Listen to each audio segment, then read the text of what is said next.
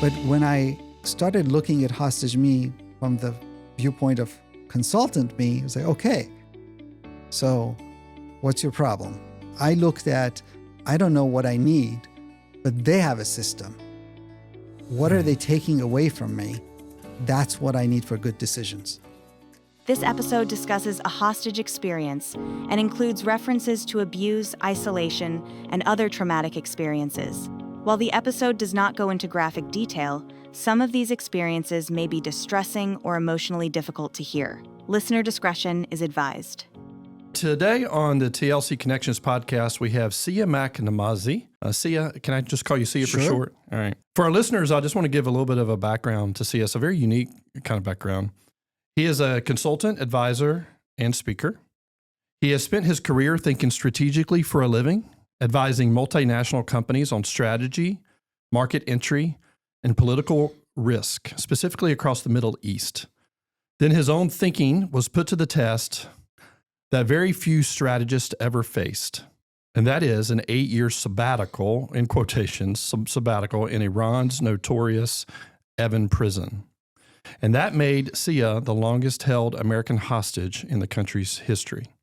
Today, in addition to consulting, advising, speaking, etc., he is also a visiting scholar at Johns Hopkins University School of Advanced International Studies, and he advocates for hostages through Hostage Aid Worldwide and the McCain Institute. Sia, Hi. I'm so thrilled to have you here. It's a pleasure to be here, GT. Yeah. So we'll have plenty of time to kind of get into some of your experiences in the prison, but I just want to start with, how are you doing right now? How are you feeling? Good. Yeah? Yeah. You're in D.C., you came into town, last night?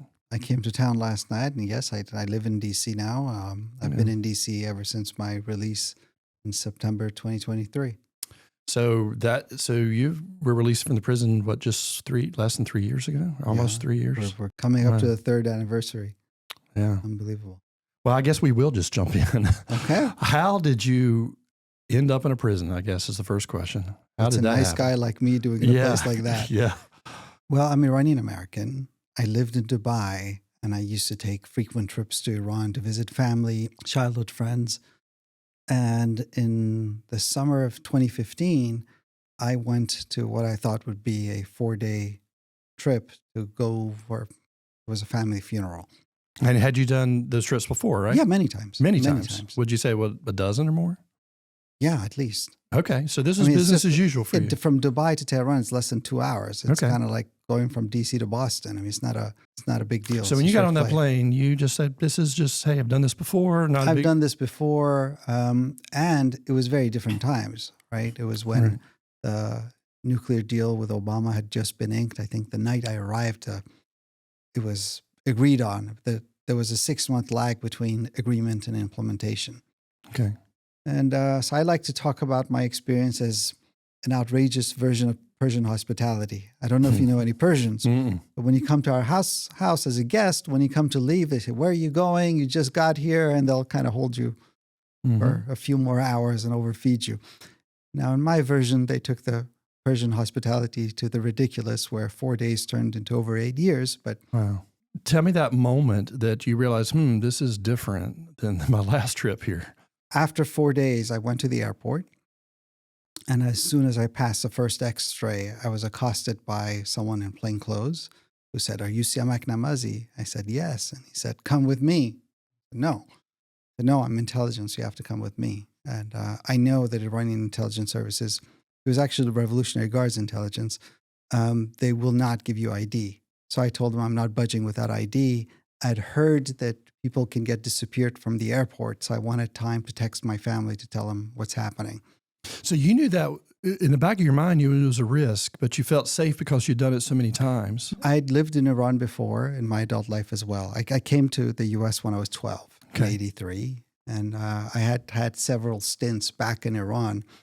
Well, is this the classic, like you knew it was a risk, but it would never, like this, it was never going to happen to you, right? Right. You always think like, I haven't done anything. What are they, why would they arrest me, or what are they going to charge me with? Right. So you think that there's a chance they might pull you over and interrogate you for a couple hours, but why in the world would anyone want me?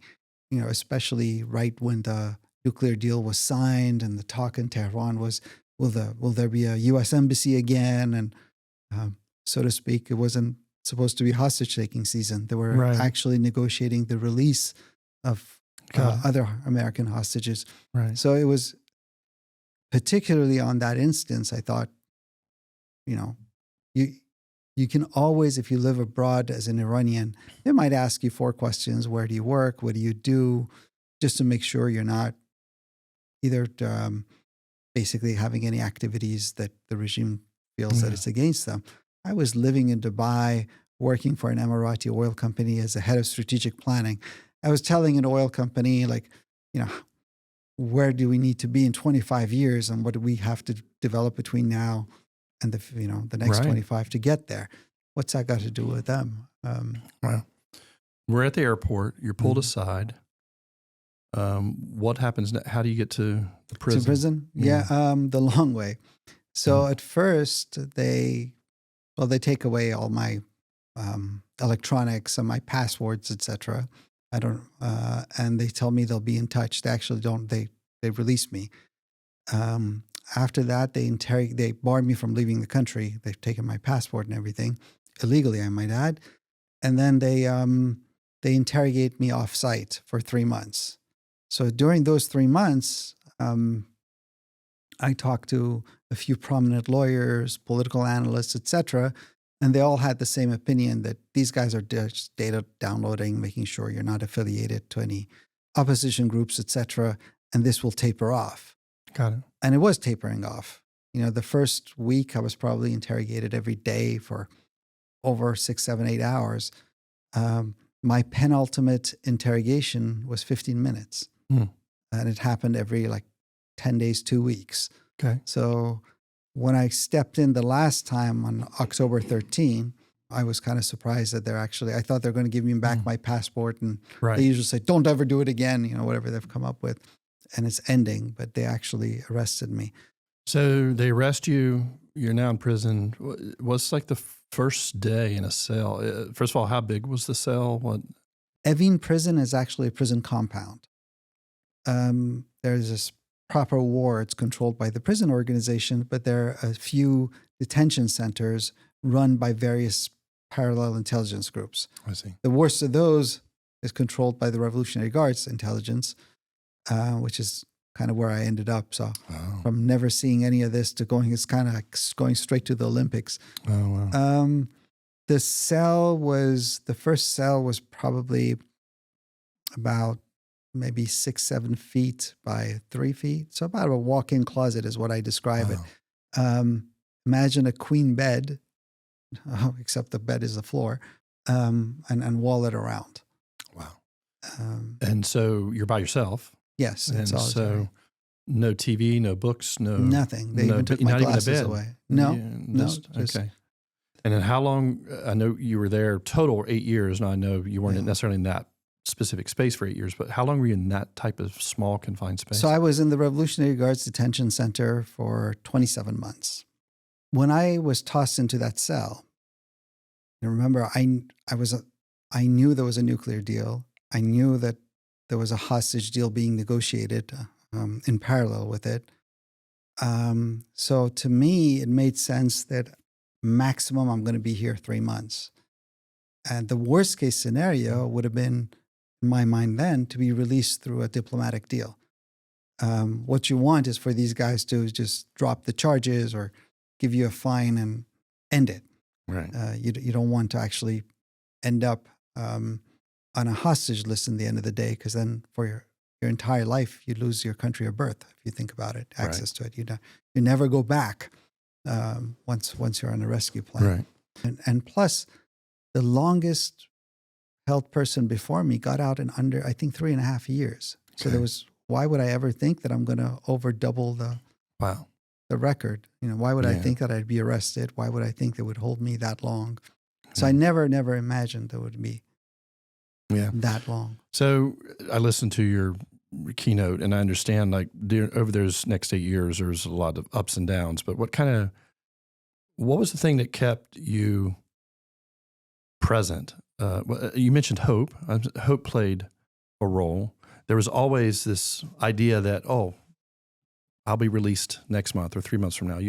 In your mind, there was always something that you were shooting for. At any point in that journey, was there desperation? Like did you ever lose hope? I guess is my question. Yes. Okay. First, about hope. Hope cuts two ways. It helps you kind of push to, okay, I'm going to get out. I'm going to get out.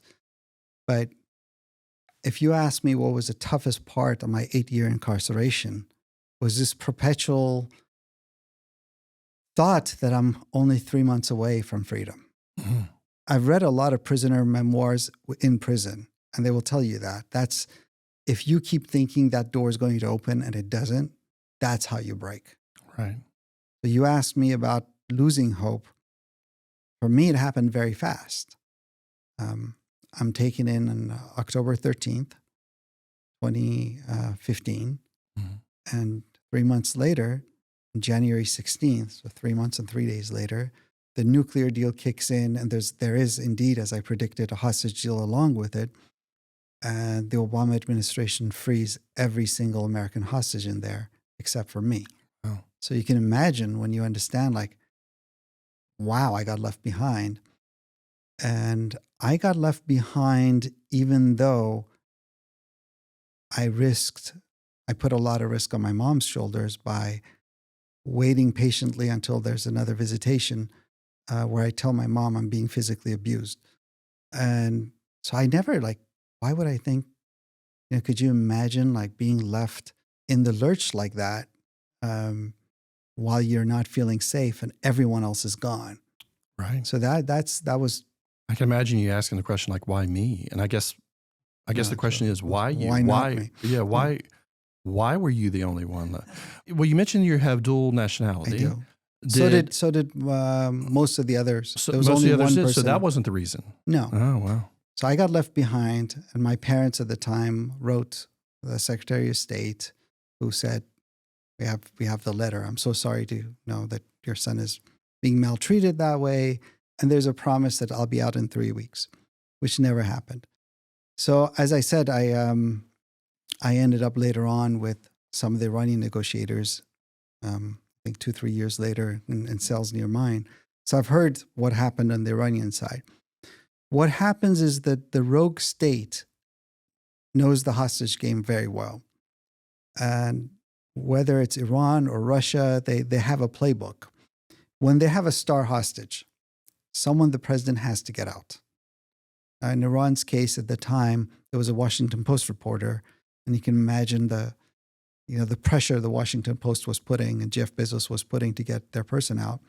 Yeah. We have a similar story when in Russia some years later with another American hostage called Paul Whelan being left behind while a prominent basketball player, Brittany Griner, was released. I remember that. So what they do on the Iranian side, they understood January 16th, the nuclear deal is happening. All these sanctions are being lifted off of Iran. Obama wants a hostage. You be Obama. Do you want a Washington Post reporter? The other guy was an ex-Marine, and there was another one who was a pastor. Do you want the journalists, the church, and the military on your case? Right. You were just a business guy. I was just nobody, right? So the Iranians said, "Oh, if you want to add Siamak to this, it's going to take some time more. Tell you what, let's finish this, and we'll get Siamak out within 3 weeks." And Kerry took it. So that's what happened. It's kind of nothing personal. The Iranians pulled this. And of course, in 3 weeks, I am not released. The Iranians had lied. But, ultimately, Kerry took the word of the Iranian foreign minister, which the American diplomats affectionately called Pinocchio. Oh, wow. So you lost hope in that moment. When did you regain it? A while. It took a long time because I thought I'd hit rock bottom, and about less than a month later, I learned that I'm nowhere near the rock bottom because they lured my father back to Iran. Now, imagine the American government was telling my parents, I'm going to be out very soon, any day. So the Revolutionary Guards tell my dad, who was in Dubai at the time, come back to Iran. we'll finally grant you. They always rejected his visitation requests, even though by law he had the right as my father. So, you can finally see him. So he comes back to Iran. It was just a trap. Yes, they arrest him right on the airplane stairs, take him right and toss him into a solitary cell next to mine. I didn't even get to see him or have any contact with him for over a year. So that period was not a period I would say I was thinking strategically anymore. I mean, I was just weighed down by the guilt of, oh my God, I'm the one who came to Iran, and they were asking for a false confession and telling me all sorts of things would happen if I don't do that. Did you say that was the low point? That was the low point, especially since, his health suffered a lot and he got sent to the hospital, I think 6 or 7 times. In your talk, you talk about hostage you and consultant you. Yeah. When did you first meet consultant you? And when did you start strategizing on, how to eventually get out? Solitary is designed so you drive yourself crazy. They put you in this small space. You're sleeping on the floor, on a concrete floor with a military blanket underneath you. That's pretty much what you have. And, claustrophobia is setting in. You don't know when they're taking you to interrogations, what it's going to look like, or basically it's there for you to drive yourself crazy. And I thought about, how do I anchor my mind? In that setting, there are moments of insanity. Your mind is just playing around with you. And there was like, what would I do if I were on the outside? How would I think? And I said, well, I was a oil executive. I would hire the top consultants to come in and tell me what to do when I don't know what to do. Right. And in a moment, it occurred to me, I used to be a political risk consultant. And I thought about, if Siamak was a client, what would I tell him to do? And that distance, all of a sudden, my brain opened up in a different way, because, hostage me was traumatized. Hostage me was a victim. Right. Hostage me had no idea what to do. But when I started looking at hostage me from the viewpoint of consultant me, it was like, okay, so what's your problem? I looked at, I don't know what I need, but they have a system. What are they taking away from me? That's what I need for good decisions. Right. They're taking away any semblance of a routine. They're taking away my sense of self by putting you in those absurd prison pajamas, taking away your name, giving you a prisoner number and calling you by that. I started thinking about every bit of education I've had. You've done an MBA, I'm sure. You've been told, okay, before you go to a board meeting, take 5 minutes and think about in detail a time you were fully in charge, and your brain will catch up. You'll walk into that meeting on, confident gear and then present accordingly.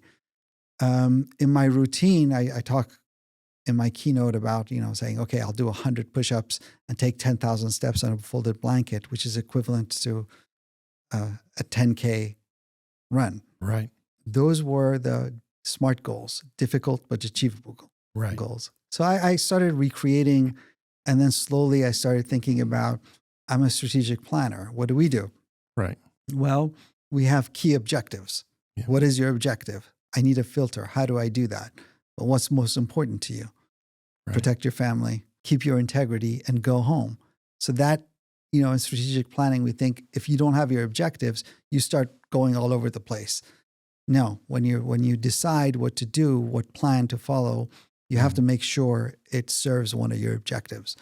So I started thinking that way, and it went well for a while. I talk about times where I needed to create leverage when I didn't have any, and a process where I started thinking. Well, one of the most memorable stories of that creating leverage is the body odor story, if you don't mind sharing that. I didn't know what I was doing, but these guys, they know what they're doing, and they have a playbook. So they toss you in solitary and tell you they ask for a false confession. Obviously, some people break. Solitary breaks a lot of people, and it's anyone who spent any time in there understands why. But if that doesn't work, the next thing they did was they moved to silence. Basically, they stop interrogations and leave you alone without books or TV or any distractions, just to stew in fear. Now I had my routines and my imaginary conversations holding me on. But then they moved to humiliation. And in the humiliation phase, they denied me the right to shave and shower. And what happens is weeks later, I finally get a visit. My mom just basically camped out outside the judge's court until the guy relents and says, fine, you get 5 minutes. But when they take me to her, I'm standing right in front of her and she doesn't recognize me. And I joke around that I look like Saddam when they pulled him out of that hole. I had this long beard, And, she obviously, when she finally figures out this wreck in front of her is her son, she tears up and just collapses into me sobbing. And I just make a decision. Persian boys are all mama's boys, We're like, my mom has never seen I think me we're like all this. mama's boys. Yeah, That's true. We're famous for it. So basically, I started focusing on how do I get out of this? How do I get a shower? How do I break that Because interrogation? you didn't want to put your mom through that again. No, Right. that was it. Back to the objective about protecting right. your family. And nothing had worked up to that point. I'd pleaded, I'd tried to be patient, but these guys were saying, hey, you want a shower? We want a false confession. That's how it works around here. And eventually my own body odor started bothering me. And I describe in the keynote, it reminds me of being in a really, really stinky cab in Dubai where out in the middle of nowhere, I tell them to pull over and figure out I'll just walk in the summer sun rather than take it. And then it occurs to me that, wait a minute, the cabbie didn't run out, which means that you must get used to your own stench or else, he would have been behind me and running in that desert from his own cab smell. So I banked on that and started doubling up on the exercise. Before I used to take off my shirt and rinse in the basin that I had, I cut all that out and I intentionally tried to create as much body odor as possible because they used a very small interrogation room with me. And instead of being on the other side of the one-way mirror, the interrogator liked to be right on top of me so he could whack me if he didn't like the answer, rip up my papers, etc., intimidate me. So he was on my side, but, kind of right here. Right. So you use it as leverage against him, basically. I did. I just stunk so bad that he started demanding I take a shower. And I told him. In fact, three times a week, right? No, I told him, well, he first said, and I said, no, we do this. Either I don't shower for an entire year or you give me a weekly shave and daily showers. And so basically I just managed to stink so bad that eventually he breaks and they give me 3 showers a week. At some point you're moved into the general population. And what I thought was really cool listening to your keynote is where you started meeting people, lots of people. It was some very interesting backgrounds. And the theme of this podcast is TLC Connections. We talk about the importance of people, importance of networking, the importance of team. And why don't you share a little bit about some of the people that you met, like what were their backgrounds and how they eventually helped you? Obviously you were freed 8 years later, but they played a role in that. They played a big role in that. Yeah, so talk about that a little bit. So as I mentioned, Evin Prison is a prison compound. When I was moved to a proper ward, like prison proper, it felt really like they rolled the Ritz and the W and the Waldorf in one. When you get out of a hellhole like I'd been, locked in one room, getting fed from under the door, you go to a place where you're now locked in a building with other people, payphones, kitchen, books too, right? Kitchen, a library. Yeah. I mean, it's just amazing. And I was so dedicated to figuring out a way to be freed. So I would go to the library. I read the Constitution. I'm doing this, as a consultant. I mapped out all the bodies that could legally help me. I had a very disciplined routine. I was usually one of the first people who got up in the ward and worked throughout the day. So slowly people started approaching me, asking me what kept me going like that. And what amazed me was how much they helped. Now, I mentioned that Evin Prison is not just for criminals. It's where the regime takes anyone it wants out of the way. So you'll meet actual criminals.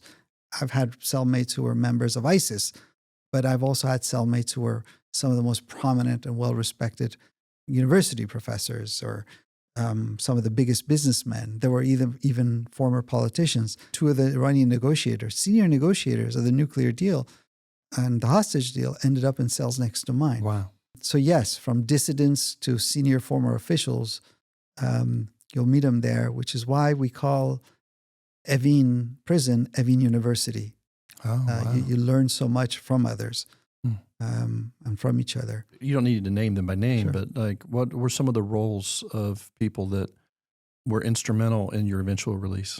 Well, there's a lot of people who were instrumental in my release, but within prison, the first part becomes being instrumental in just taking care of each other. Mm. I mean, you need the support, but Right. I had left Iran when I was 12, so you can imagine my handwriting.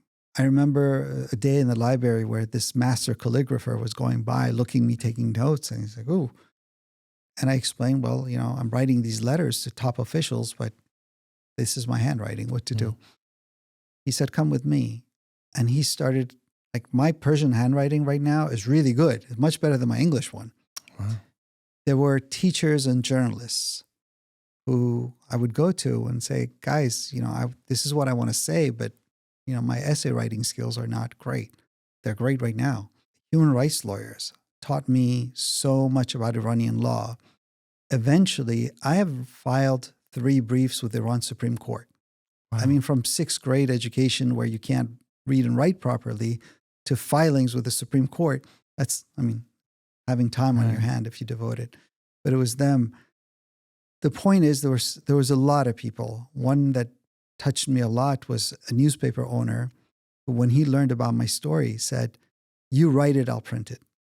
And you're in prison. Iranians especially, we say stuff, and you don't trust people. I got to a desperate position once. I'd hurt myself and they wouldn't take me to the doctor. Right. So I started publishing in an Iranian paper. Can you imagine, they had labeled me as one of the top security prisoners, an American hostage in Iran. And this guy is printing me. Wow. I mean, the risk he's taking. I'm going to be freed someday through a diplomatic deal. I'm going to fly to the U.S. and never see you again. And yet they would do these incredible deeds. Yeah.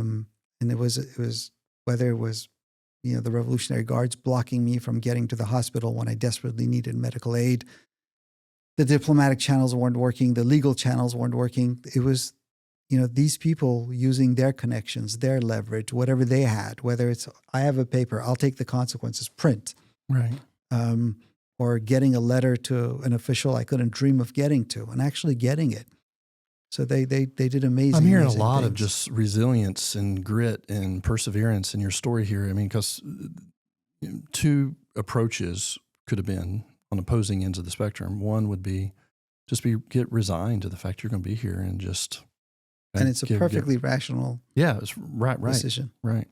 On the other hand is like you're going to become educated and an advocate for yourself because somebody else is, and you're just going to. It reminds me a little bit of the story in the Shawshank Redemption movie, right? The letter writing campaign to fill the library. Yeah. Where did that come from? Where did you draw? How did you draw that strength? I was always a stubborn little kid. Stubborn. From the time I was a little kid, I was really, really stubborn. Right. In prison, that's tenacity. Got it. But I think as a prisoner in circumstances like this, as a hostage, you're faced with 2 decisions, and both are very rational. Yeah. Decision 1, the Revolutionary Guards, literally an army, has taken you. And it's an army with the full power of the state. They have the prison system, the judiciary, the state media creating all sorts of propaganda against you. It's no contest. So most hostages would very rationally conclude, I have to leave the fight to my family. My job is to take care of myself. So when I'm out of here, I'm still me. Right. The other side to this, a completely different logic, says these guys are trying to commercialize my freedom. They've thrown me completely innocent in here. They're dragging my name through mud by creating all these false documentaries. Right.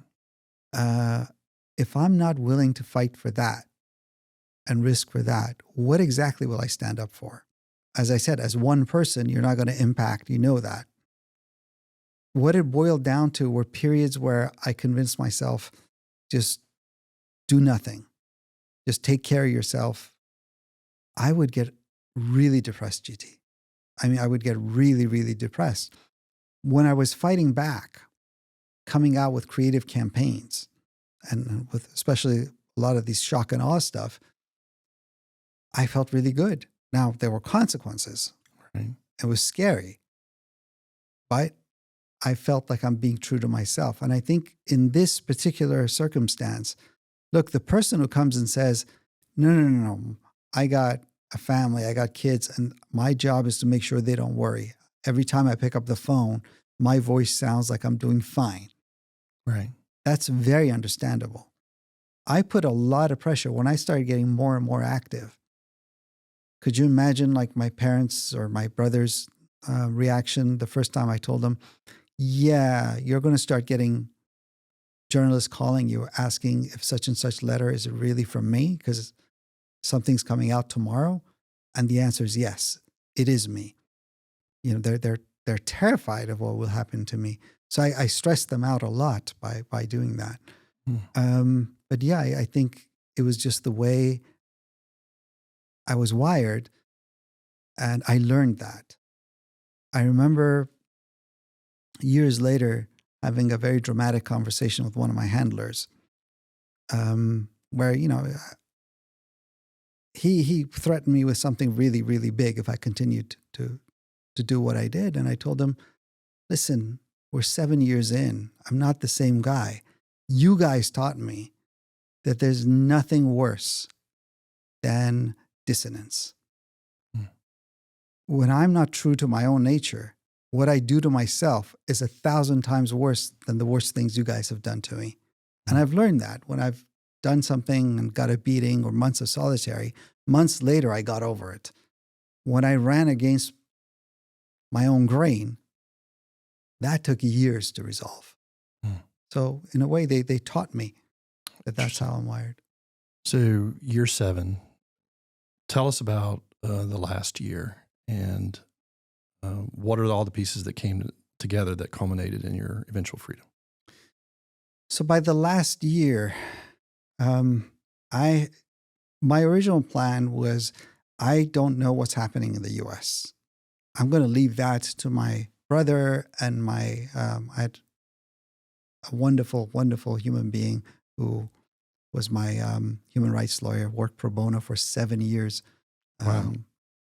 He joined in year 1, and after year 1, and for 7 years, didn't charge us a dime, but you know, was there. And I was after my brother worked the hardest to get me out. Amazing human being. As I said, I started learning how to write my own defenses and started filing. Now, stubbornness helps. I kept writing, similar like Shawshank. Right. Now, in Iran, what happens once they send you to prison, they send your file to a judge whose job is to execute the order. Fine. I kept writing this guy, and actually 3 of them changed. I demanded to see my file. So, you know, the law says I can defend myself. I want to think, I need to, they'd send me to court, but I never saw the ruling. So anyway, long story short, I pull a few stunts and it takes me 6 years, but I see my file.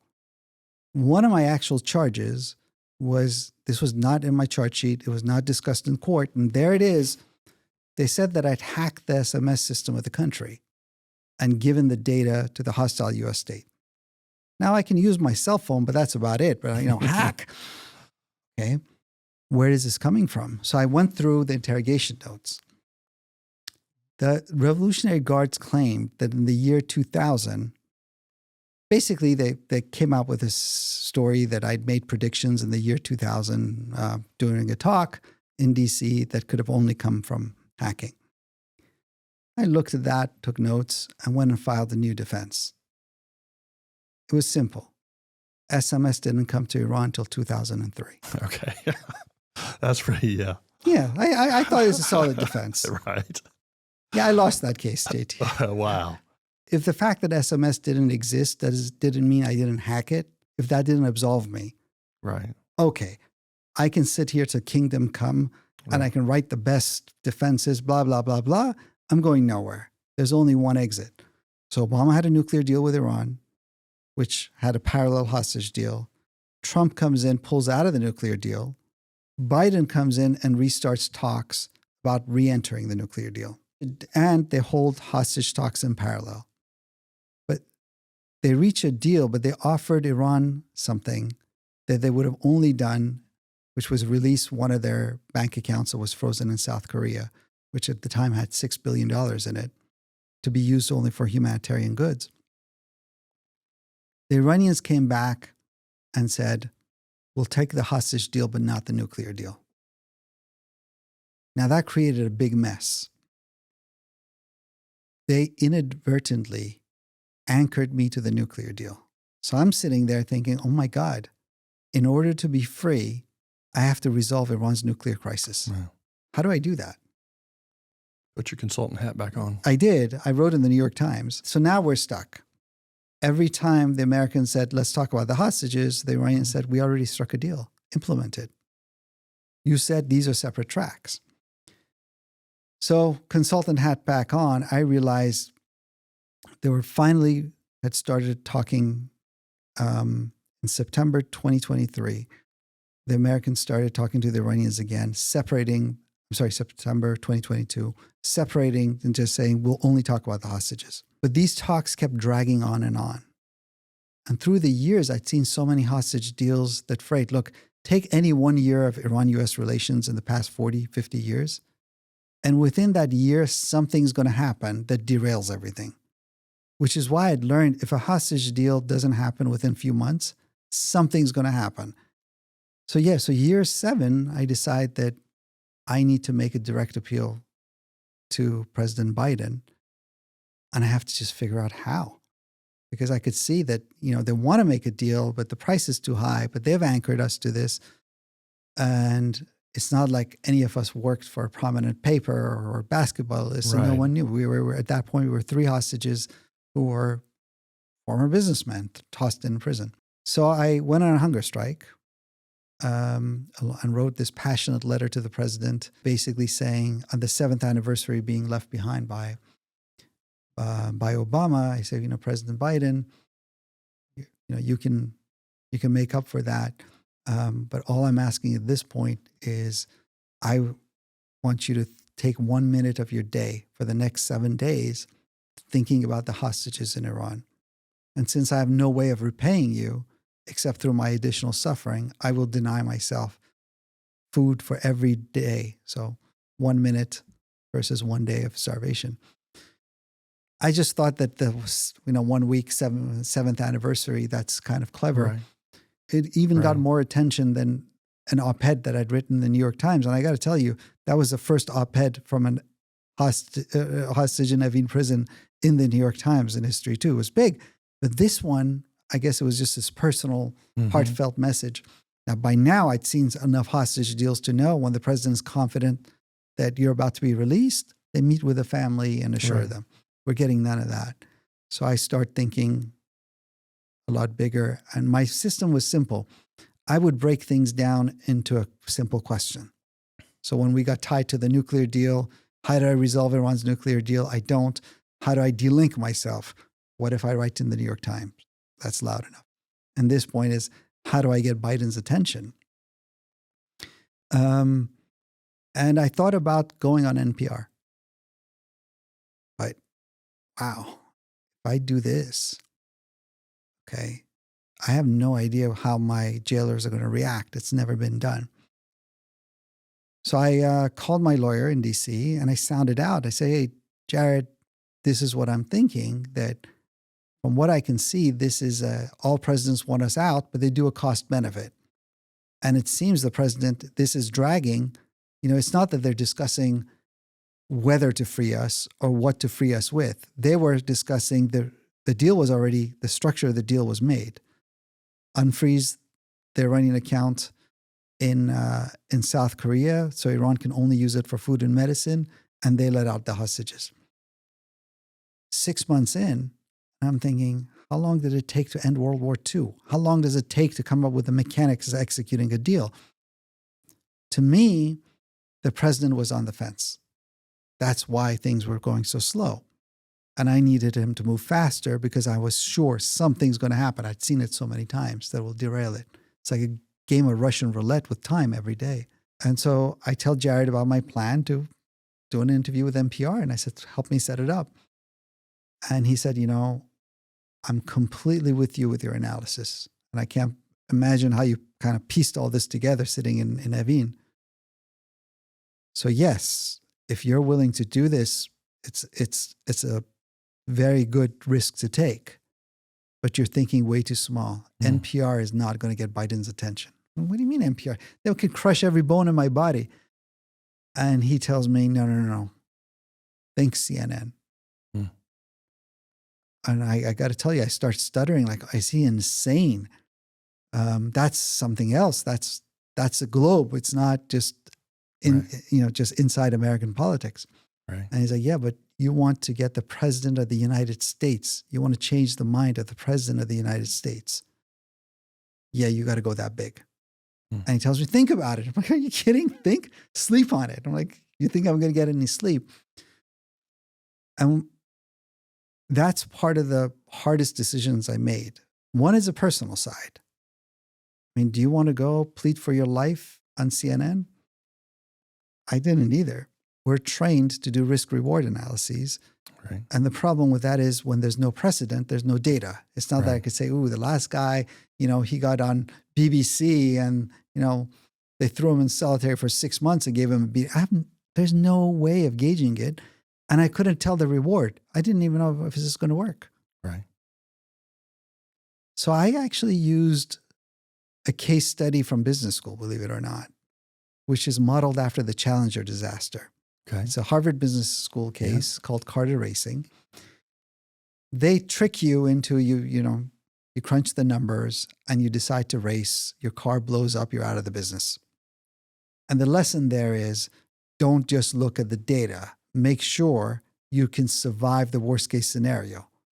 It's not that your business is completely wiped out. Right.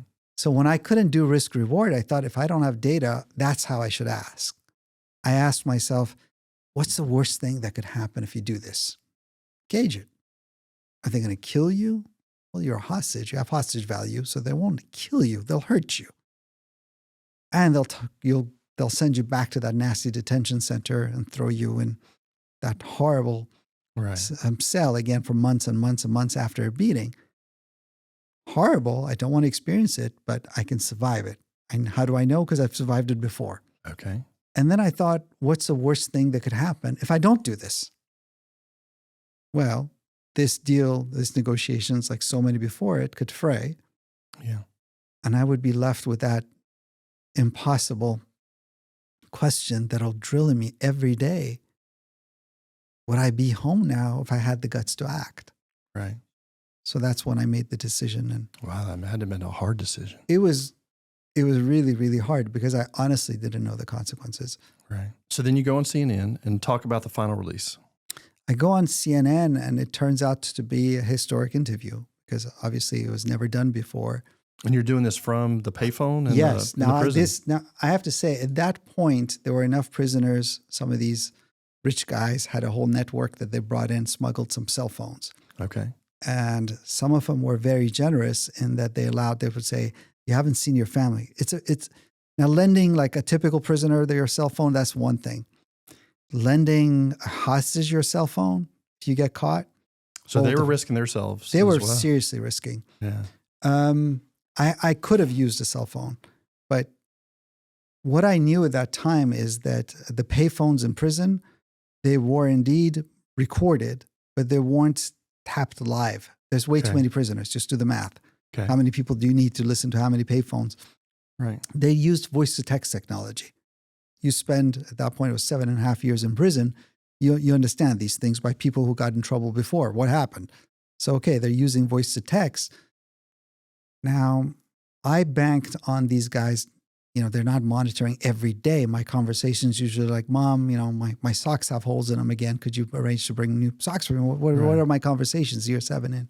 It's not usually setting up something with Amanpour, but we close the window to 2 days from decision to execution to minimize the chance of random check. But I insisted on using a payphone because I knew they would go check the recordings. And if they didn't find the recording, that meant a cell phone. That meant raiding the entire ward and someone else getting in deep trouble with me. So what I did that night in the room, I said, guys, I'm going through some major troubles, and I've booked a time with a therapist tomorrow at 9:30 a.m.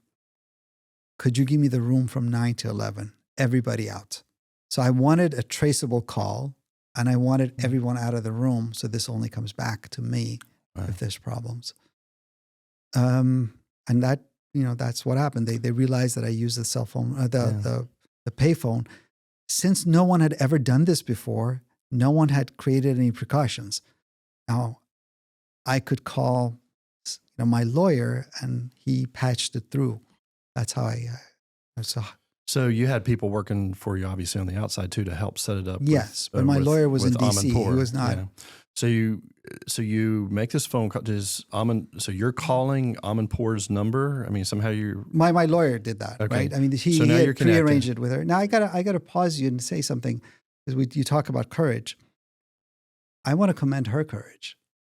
I'm a strategist. I had a lot of time, and I thought through my moves, 6 steps forward and back.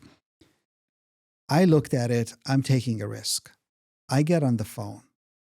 How did I arrange this? What were my terms? I call my lawyer. He patches me through. My lawyer is recording everything. We have an agreement. This won't be live. At any point until this is aired, I am allowed to pull it. If something happens, all of a sudden, if I'm not happy how I answered, I don't know what she's going to ask, right? Right. So I make that deal. But I imagine I'm on the phone. I miscalculated. I was unlucky. They did a spot check, and they're seeing that I'm talking to Amanpour. They rush my cell, and in the middle of an interview, you hear, "Oh my God, no, stop hitting me, no. And Siamak disappears. Yeah. They go and they toss me in solitary somewhere, and they don't tell anyone for months what's happening to me. What happens to me? Well, I've been trying to get Biden's attention. In that scenario, could you imagine every reporter in every press conference with Biden saying, "President Biden, what happened to that poor slob who was trying to desperately reach you?" Right. Look at Amanpour's risk. What happens if this scenario played out? Right. Oh, she'd get skewered. You took advantage of this desperate hostage. Look what I ended up. Right. Look how, she took a huge risk, and she understood it. There's no way CNN's lawyers would allow this if she hadn't interceded. And it's funny because she called my brother and asked him, "Is this Siamak asking or is this Jared asking?" I said, "No, Siamak wants to do this." And they're like, "Okay, does he have all his marbles?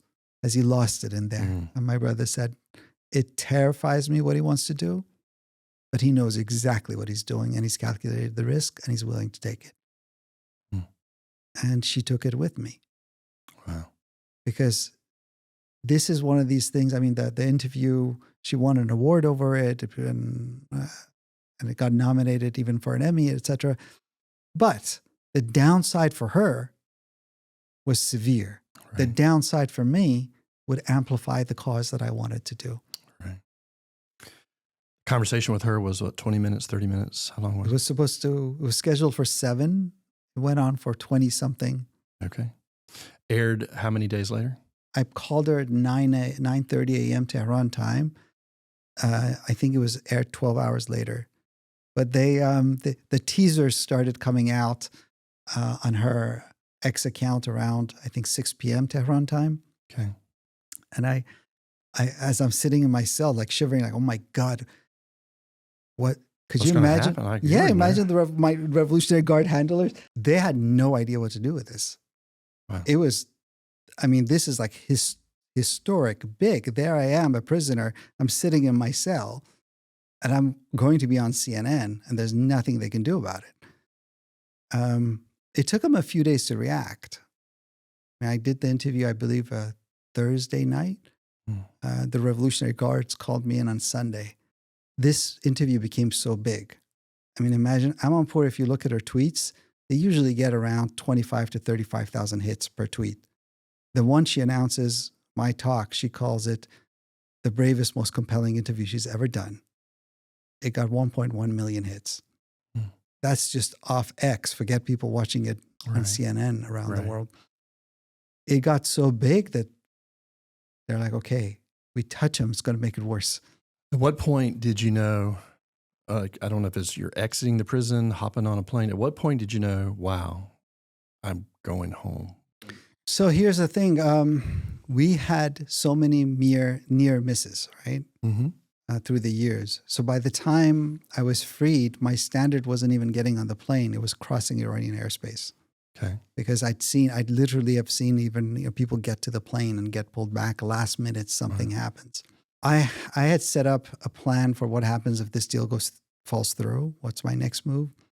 I had also set up things that I won't do. One was everyone has to get released at the same time. I'd gone through this 3 times of being left behind. No, everybody at once. And I made it known both to the Iranian side and to the American side, I'm not getting on a plane if we're not all there. So this was continuing, and we knew it's getting very serious. Eventually, they come to us and they say, okay, well, you're getting moved. And then there was all sorts of, okay, it's happening, it's not happening, until one day they said, okay, we're taking you to a hotel. But they were taking us to a hotel, and now the deal is made, but moving $6 billion, apparently you don't, if you shift 6 billion in Korean won, you damage Korea's economy, or I don't know, the other currency goes up. They have to do it in tranches. And every one of these needed, because Iran is under sanctions, a ton of paperwork. This process, no one knew how long it would take. It ended up taking 6 weeks, which is far longer than we had guessed. And what we knew is at any point, this could blow up. Right. So it was, at one point before we were moved to the hotel, like a couple of months before, Iran takes 2 other American hostages. Wow. So part of one delay was, well, no, they got to be included. And Iran said, no, that's another deal. I said, no, I won't even get on the plane without it. We got to include it.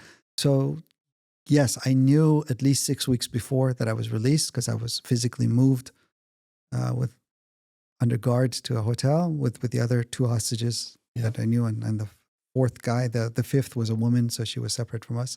But I also knew that something could happen to derail it. And as I talk about it in my keynote, for just 3 more weeks, we were released on September 18th, 2023. So if this dragged on 3 more weeks, October 7th happened, and Hamas's attack on Israel, no U.S. president would strike a deal of releasing Iranian money at that point. So everything would have faltered.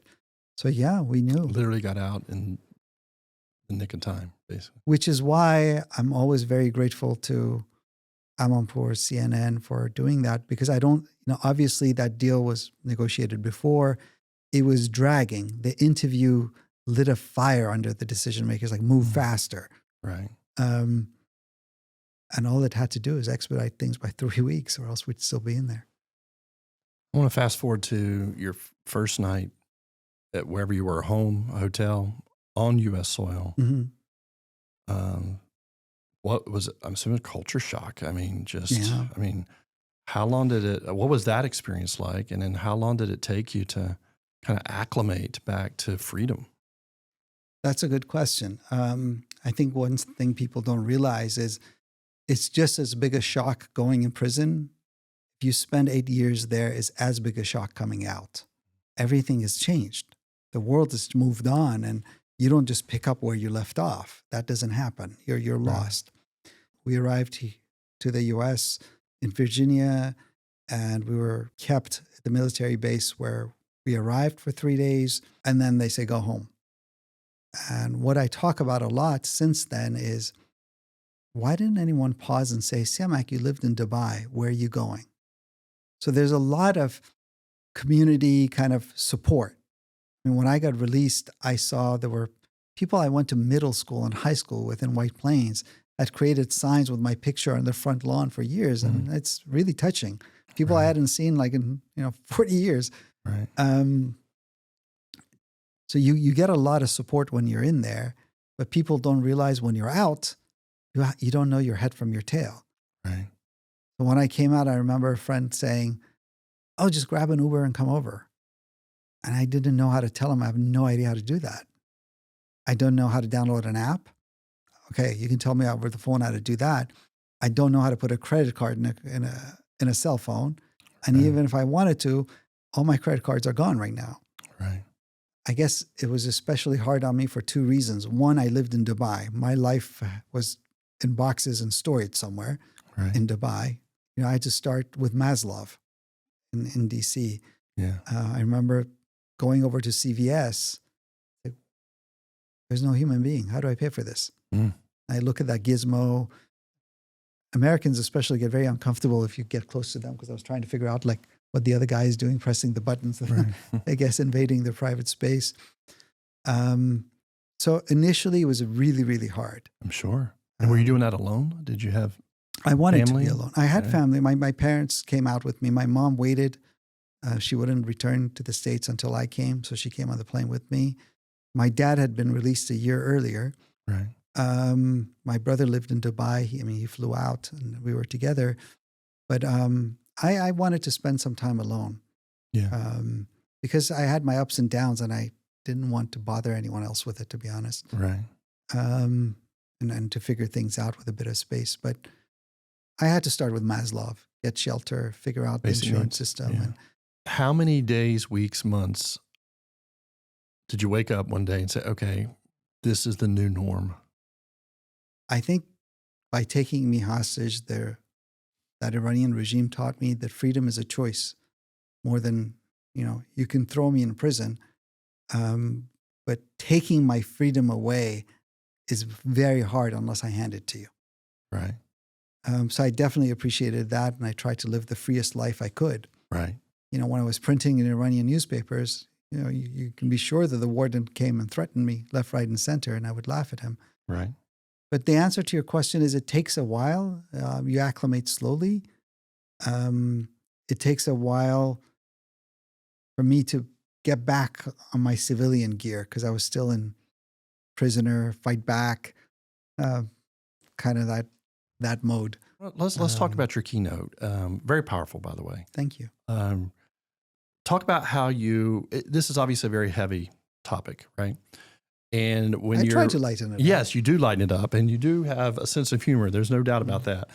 But you're also tailoring it, the message to the audience. Yes. And you're giving them some very practical takeaways. So talk a little bit about that, and talk about the five points. Sure, the 5 lessons. Yeah, the 5 lessons that are applicable to anybody. Right. So lesson 1, I call it, it's your client's problem. Always remember that. It's when I realized that by distancing myself from Siamak the hostage and hiring consultant me, I can think so much more clearly.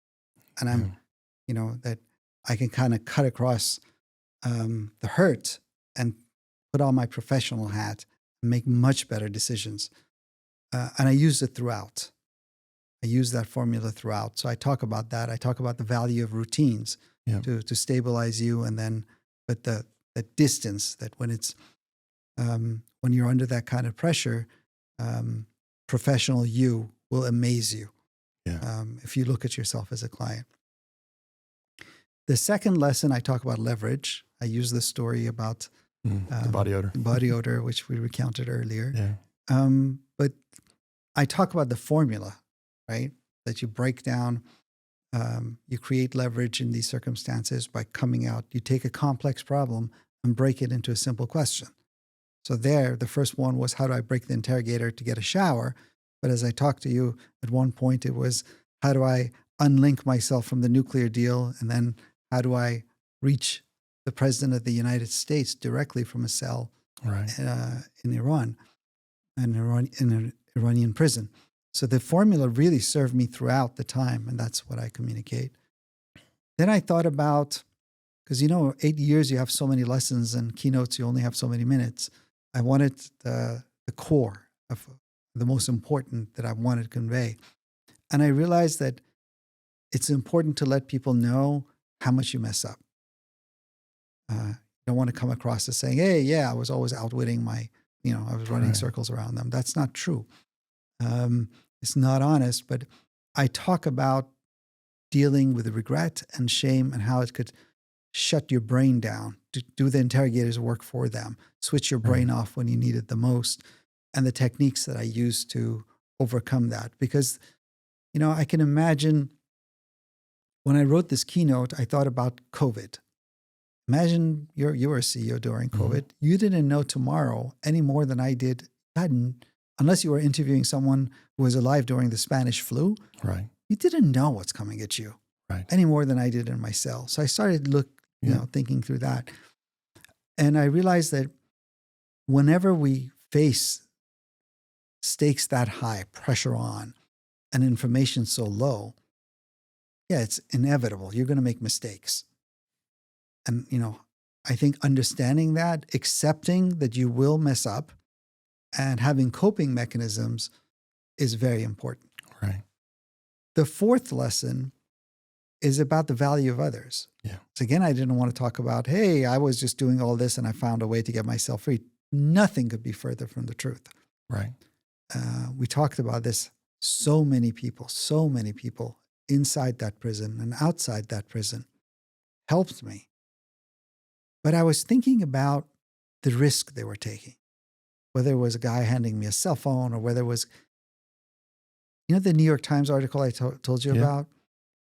I pitched this to the New York Times and they were excited about it. They only didn't understand one thing, that I'm not behind a laptop. I'm in a cell in Evin. Right. I think we went through over 10 edits, 10 versions, until I finally said, stop it. You take this version, it's to take it or leave it, which meant I kept having to sneak a version out, get it, the edits, and bring it in, which means some prisoner was doing this for me. Now imagine if that piece of paper was caught while he's bringing it in. Oh, they would have sent him out in the middle of nowhere.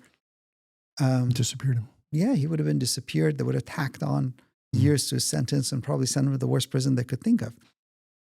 But he did that for me. So I talk about why. The theme that I understood, because there were other hostages, and prisoners generally helped each other out. But the level of risk that I saw people take for me was extraordinary. Fortunately, Iran has turned Evin prison into the United Nations of hostages. So there's plenty. And people are generally kind. But the level of risk that they took from me. And I realized that it was my own conviction. It was the fact that they saw me up early, exercising and then going to the library, teaching myself Farsi, learning the law, going at it over and over and over through the years, that I realized that conviction is contagious. I realized I wasn't building a team. I wasn't networking. They came to me, hey, I want to help you. You were modeling the behavior and it inspired them. But it's incredible how much people really went out. Yeah. I talk about how someone helped me write a letter to the head of the judiciary when my father was in the hospital and I needed to go see him, and got it on his desk. You're a prisoner. You have access. How many times can you get something on the desk to the head of the judiciary of the country? Right. You certainly want to use that coupon for yourself. He burned it for me. And I can give you endless examples of that. Wow. And the last one was what we discussed was, how do you make a decision, which is very high stakes when the risk-reward model fails you, which I talk about. Well, let me ask you a question about self-care. I mean, you're only 3 years out. What do you do to take care of yourself, mentally, emotionally, physically? Being there 8 years had some benefits. One of them was observing others that got out. Picking up the phone, hey, so-and-so, you're out. What's freedom like? So I realized a few things. I knew that there'll be a mental challenge part. Well, I knew physically that there was all this medical neglect through the years, that there were issues that are ongoing. I also knew that even within your family relations, I mean, you've lived in a different universe, and, reconnecting. And in my case, Jared, my lawyer that I've been raving about, he's a human rights lawyer. He said in his experience, it wasn't that they took my father and the pressure on my family had doubled. It was 10 times as much. Right. What my brother and my mother and the rest of them entailed.